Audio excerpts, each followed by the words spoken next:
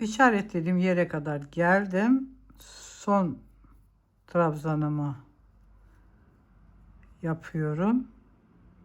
1 2 3 dördüncü tepeye bu şekilde üçlü trabzanımı yaparak geri geliyorum. Aynı yerin içine batarak sağlamlaştırıyorum. Bir zincir çekerek burayı keserek bitiriyoruz. Omuz kısmı bitiyor. Şu şekilde görünüyor. Yani geri çevirirsek burası ön taraf. Yaka, bu iki tarafta omuzlar oluyor. Bu şekilde. Sıra yakaya geldi. Şimdi yakayı hep birlikte başlayalım. Şu ördüğümüz omuzun 4 sırasının X kutu bitimine tığımızı takalım. Şu şekilde içine giriyoruz. Bu şekilde bağladık ipimizi. Şimdi burada çift tığ üstü alarak şuradaki yan yatan trabzanın boşluğuna 3 tane üçlü trabzan yapacağız. 1 2 3 bu şekilde. Şimdi şu tepeye, şurada bir boşluk tepesi var. Onun içine de bir tane üçlü trabzan yapıyoruz. Şimdi buradaki boşluğa da 3 tane yapıyoruz. Aralara 3 tane üçlü trabzan, tepelere de bir tane üçlü trabzan yaparak sıranın sonuna doğru ilerleyelim. Şuraya kadar ilerleyelim. Orada tekrardan ben size göstereceğim. Şu şekilde görünüyor.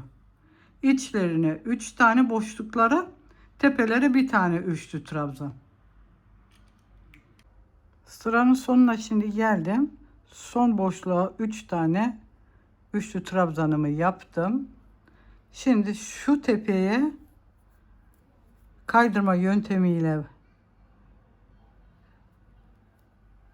ipimizi bu şekilde bağlıyoruz. Bir zincir çekerek burayı kesiyoruz ve yakanın bu kısmı bitmiş oluyor. Şu şekilde. Şimdi aynısını çevirip arka tarafa da yapacağız. Aynı şekilde yapacağız.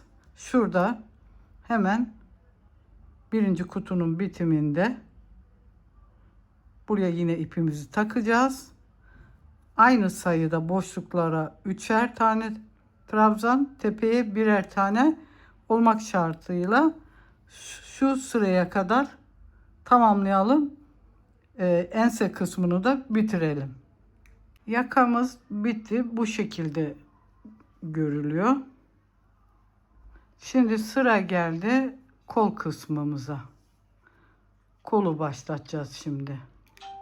Şimdi kol kısmını öreceğiz. Burası düz yüzeyi, bu taraf iç yüzeyi. Biz şimdi bunu çevireceğiz. İç yüzeyden başlatacağız örmeyi. Şu trabzanın tepesine, ilk trabzanın tepesine tığımızı geçirip ipimizi bağlıyoruz. 6 zincir çekiyoruz. 3 4 5 6. çift tığ üstü alıyoruz. 1 2 üçüncü tepeye üçlü trabzanımızı yapıyoruz. Araya 2 zincir çekiyoruz. Çift tığ üstü alıyoruz. 1 2 üçüncü trabzanın tepesine tekrardan üçlü trabzan yapıyoruz. 2 zincir çekiyoruz. Yeniden 1 2 üçüncü trabzanın tepesine üçlü trabzanımızı yapıyoruz. Bu şekilde örerek koltuk altı kısmına kadar gelelim, orada tekrar göstereyim. Koltuk altı kısmına geldim. Şurası biliyorsunuz koltuk altımız. Şimdi ben şuradayım. 2 tane tepe üstü var. Çift tığ üstümü alıyorum. Bu iki kafesin ortasına girerek üçlü trabzan yapıyorum. Tekrardan çift tığ üstü alıyorum. Burada sayıyorum yine. 1 2 üçüncü boşluğa, yani trabzanın tepesine üçlü trabzanımı yapıyorum. Diğer tarafa geçmiş oluyorum. Şöyle bir görüntü oldu. Göstereyim bir. Şu şekilde bir görüntümüz oldu. Burası koltuk altı. Bir tarafı bitti kolun. Şimdi bu kolu tarafını öreceğiz. Onu da şu şekilde yine 2 zincir çekeceğiz. Araya 2 boşluk tepe üstü bırakıp üçüncüye batarak üçlü trabzanımızı yapıyoruz. Ve burayı da şu tepeye kadar çıkıyoruz. Hep birlikte o tepeye kadar örelim. Arkadaşlar, sıranın sonunu tamamladım. Buradan başladık. Böyle koltuk altına gittik. Şurada. Sonra bu tarafı yukarı doğru çıktık. Burada tamamladık bu sırayı. Şimdi burada en az 60 zincir çekeceğiz. Ya da istediğiniz boyda çekebilirsiniz. Ben en az 60 tane çekeceğim. Hep beraber zincirlerimizi çekelim. Devamını göstereyim. Ben 70 zincir çektim. Bana 70 zincir ancak yeterli geldi. Şimdi burada bir zincir fazla çekerek hemen bir tığ üstü alıyorum. Bir önceki zincirin içine girerek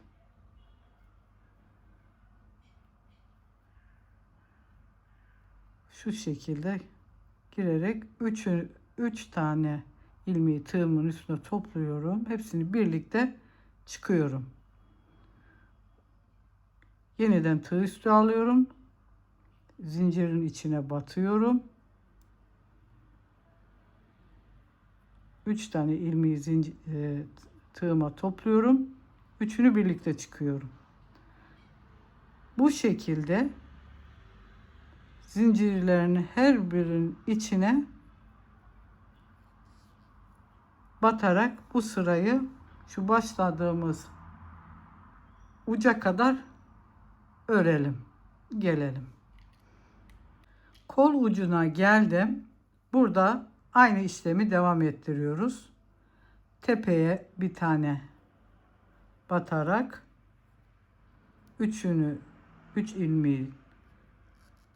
ilmeği tığımızda bu şekilde toplayarak devam ettiriyoruz. Boşluklara 2 tane, tepeye bir tane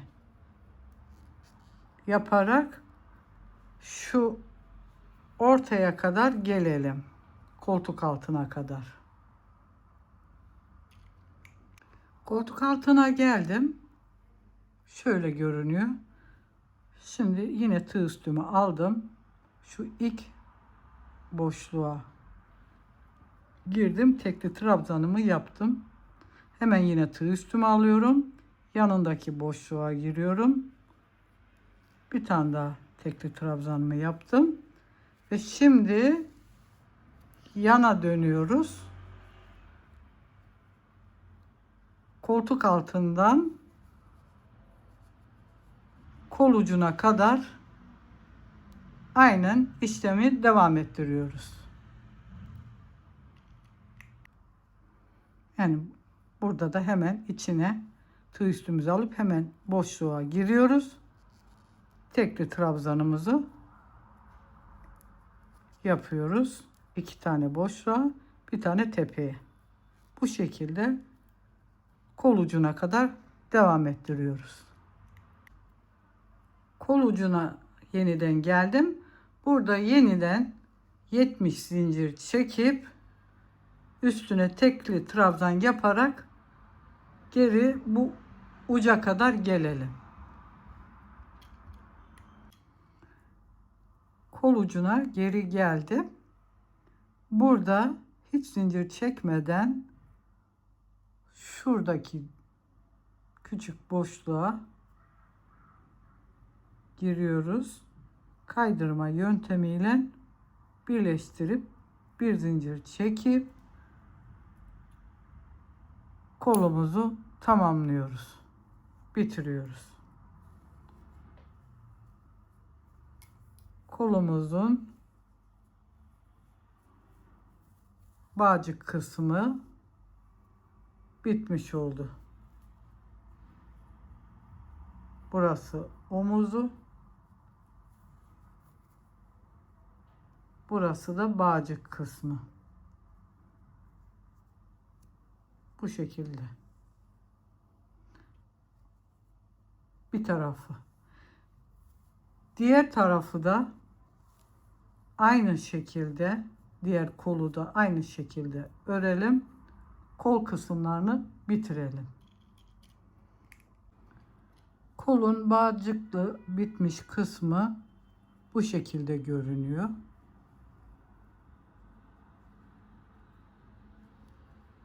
Bu şekil. Çok da güzel bir hava katmış oldu.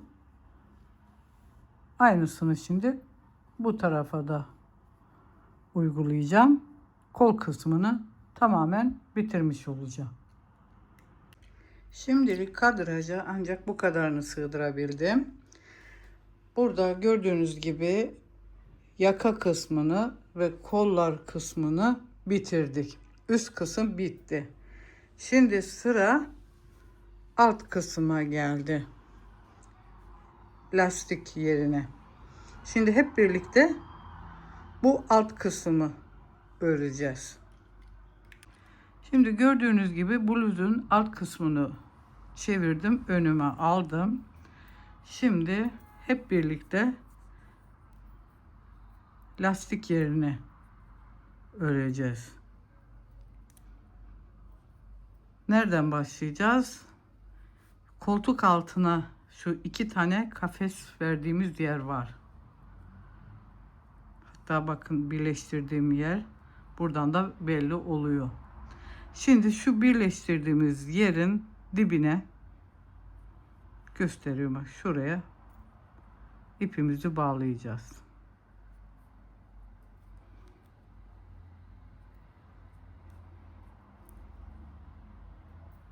Bir zincir çekerek bağladım burayı. Arkadaşlar ördükten sonra fark ettim ki bu lastik kısmı videomda çıkmamış. Bir arıza oluşmuş. Onun için şimdi bu kısmı anlatacağım size. Aynı burası da yakadaki gibi ilerleyecek. 4 zincir ile başlayarak boşluklara 3 tane üçlü trabzan yapacağız. Tepelere birer tane. Bu her yerde aynısı. Bu boşluklara da üçlü 3 trabzan. Şu aradaki tepelere de bir tane. Bu şekilde bu sırayı tamamlayarak lastik kısmını bitirmiş olacağız. Arkadaşlar sıranın sonuna geldim. Burada zincirin tepesine kaydırma yöntemiyle bağlıyorum ve bu sırayı tamamlıyorum. Benim için bir sıra lastik yeterlidir dip kısmına. Sizler daha geniş istiyorsanız istediğiniz genişlikte sırayı arttırabilirsiniz. Şimdi ben burada yapacağım şu: bir zincir çekerek her bir trabzanın tepesine sık iğne yapacağım. Bu şekilde. Bunu niçin yapıyorum? Hem güzel görünsün, toparlansın sıramız, hem de kıvrılmasın diye. Bu şekilde sık iğneyle sıramı komple örüp tamamlayacağım ve gövde kısmı bluzumuzun tamamen bitmiş olacak. Bu şekilde. Hep birlikte örelim. Bluzumun lastik kısmı bitti. Bu şekilde görünüyor. Şimdi ben beline de ince bir kemer yapmak istiyorum. Bu tamamen isteğe bağlı. Benimle birlikte örmek isteyenler örebilir. Onu da şu şekilde yapacağız. Bir zincir çekiyorum. Biliyorsunuz ben bu ilk zincir saymıyorum her zaman. 1, 2, 3 zincir çekiyorum. Tığ üstüme alıyorum. Şu üçüncü zincirin içine batıyorum. Buraya bir zincir yapıyorum. Ve 3 ilmeği birden geçiriyorum. Tekli trabzan yapıyorum. Tığ üstüme alıyorum. Şu dipteki kanadın içine, zincir çektiğim kanadın içine şu iki kanada giriyorum. Ve buraya bir zincir çekiyorum. Ve üçünü birlikte topluyorum. Tekrar tığ üstüme alıyorum. Dipteki zincirin iki kanadına giriyorum. Bir zincir çekiyorum. Tekli trabzan yapıyorum. Yani bu kemer tekli trabzandan ibaret. Ama hepsini aynı sırada yürüttüğümüz için hep dibine bir zincir çekiyorum. Bu şekilde ilerletiyorum. Bir seferde hepsini birlikte örmüş oluyoruz. Bu tekniğin üçlüsünü bluzumuzu başlarken göstermiştim. Bu da tekli trabzan oluyor. Bu şekilde, bu kalınlıkta. Siz isterseniz bunu sadece zincir olarak da yapabilirsiniz. Ya da farklı bir model istiyorsanız da yapabilirsiniz.